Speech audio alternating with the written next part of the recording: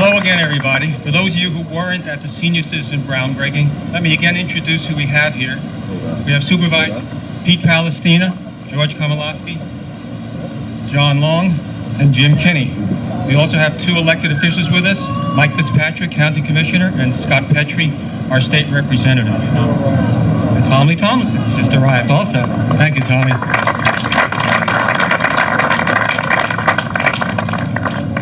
As a young boy growing up in the Bronx, my fondest moments were with my parents. Every Saturday morning, we took the 15-minute walk back and forth to the public library so I could get a new book to read. I'm a library person. I've spent countless hours in libraries, both researching, browsing, in other cities, in foreign countries, looking into libraries, going into libraries, many, many hours doing research in libraries. I love libraries. So this is indeed an honor for me. For both my wife, Susan, and myself, reading is probably as important as breathing. And so from my point of view, I am both proud and honored to be able to take part in this groundbreaking ceremony for our new library, this new library, which will bring us into the modern times and keep us in the modern times for many years, many years to come. I would also like to point out that the state has drastically cut funds to the libraries. That has caused a reduction in the amount of money available to libraries. And many libraries countywide and statewide have had to cut back.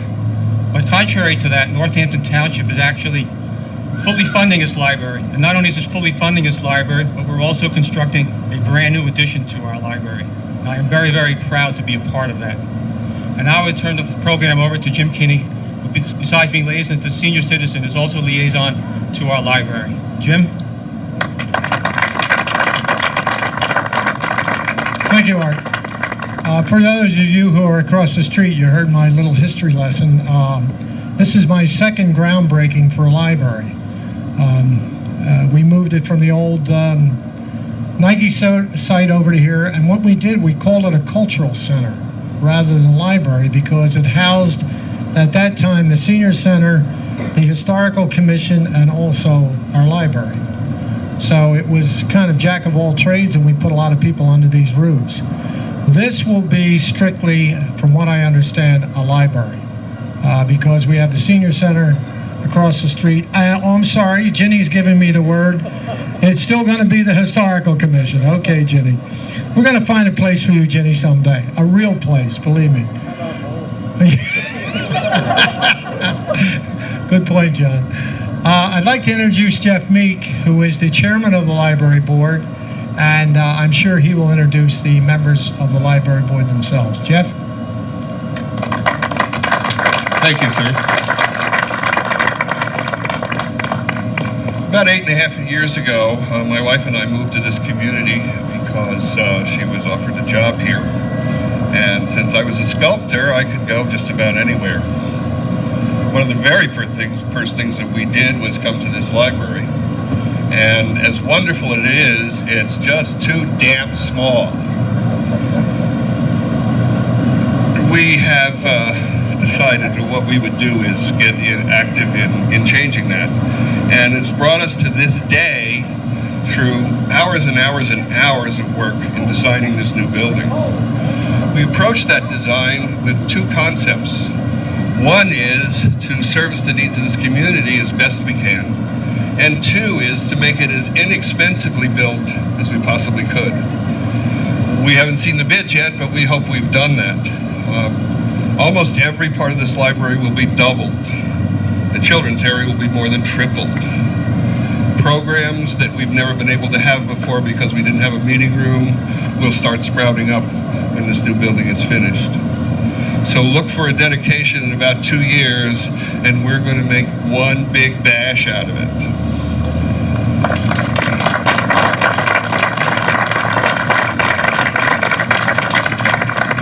I'd like to introduce the members of the library board. Let me get out of their way so that you can see them. Raise your hands, please. Linda Catilla.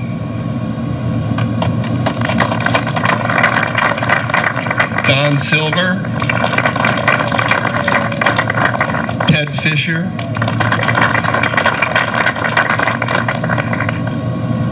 Harry Pecci.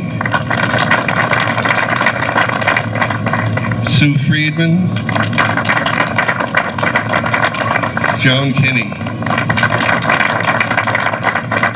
I have to thank them all for their support in the way we designed this building. Before I mentioned, we spent lots and lots of hours. I don't know exactly how many meetings there were with our project managers, our architects, and our designers. I can't tell you how many requests for proposals were written and how many proposals were written. But we've gotten to the end of that process, so we're hoping that when we see those bids soon, we're going to be able to afford to build this whole thing. Now, there's one other person that I want to talk about here, and without this person, none of this would have happened. She was at every single meeting, and she does a really wonderful job here, and that's our director, Jenny Ball. I've been involved with libraries for 14 years as an active participant. I was the president of the Library Friends of New York State and was responsible for starting 14 other friends groups, one of which was started here just a few years ago. Without their support, and you're going to hear a lot more about them in the near future, raising funds to stock this library with furniture and materials, we have a wonderful friends group here. And I'd like to introduce the president of that friends group now, Mary.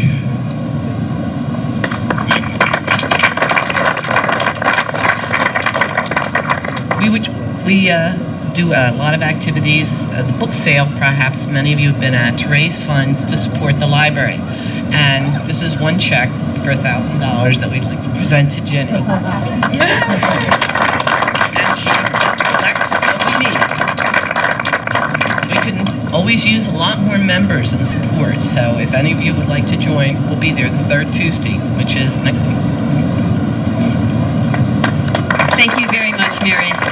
Our friends at the library have been with us over the years, and we thank them for their support all these many years. And I'd like to mention that we have received state grants through the good graces of two of our legislators who are here today. Scott Petrie was responsible for a $5,000 grant, and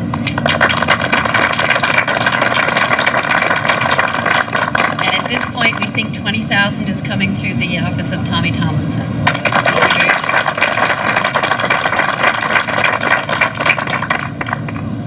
And if no one else has anything else to add, we are going to get shovels and we are going to get started on this project.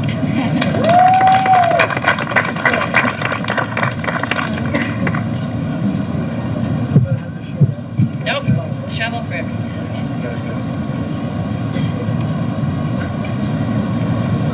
Find you out. We have enough people looking at Dr. Horton's foundation.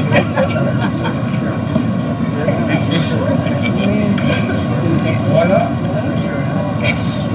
Well, you're going to have to share. I need to another shovel.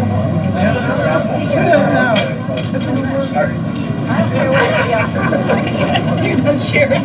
Linda says she's not sharing. Some of us, no way. Oh, that's nice. Some people might have a hard time or a shovel. Where are we looking?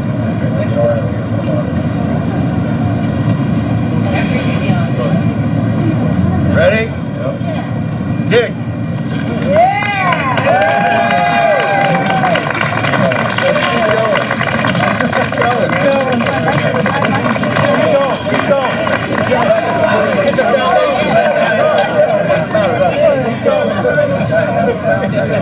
We're doing Stilly's work. We're doing our work.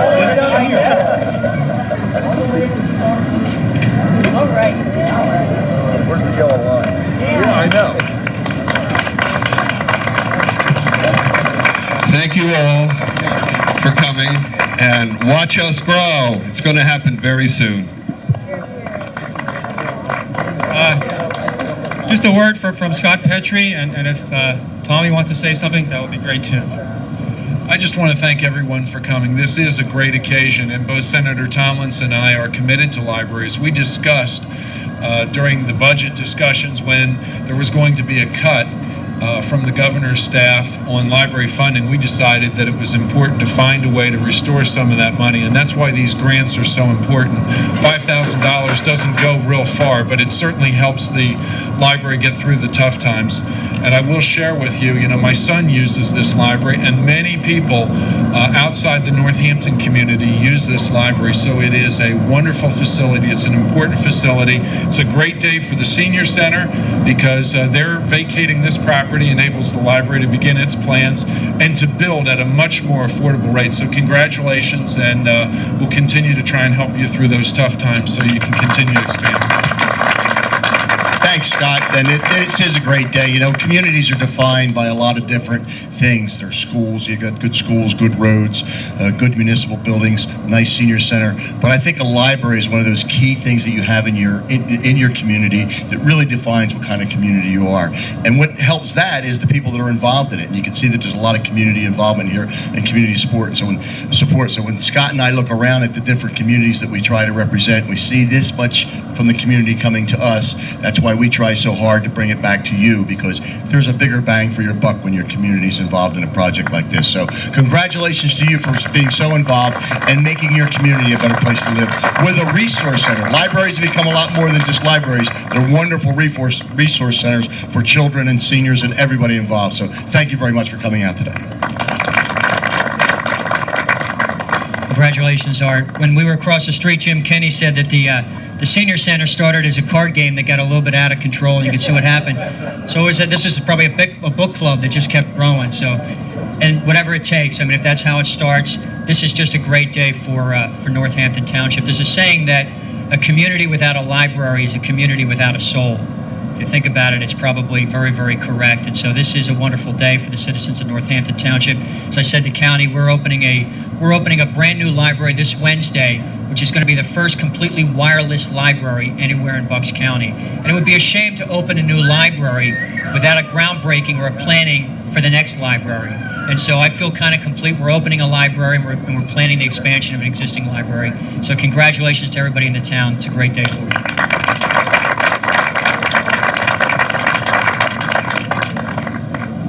Thank you all. Happy reading, everybody. And don't forget, Senior Citizen Tour between 2 and 4. And also, Northampton Days is still going on. So enjoy the rest of the day.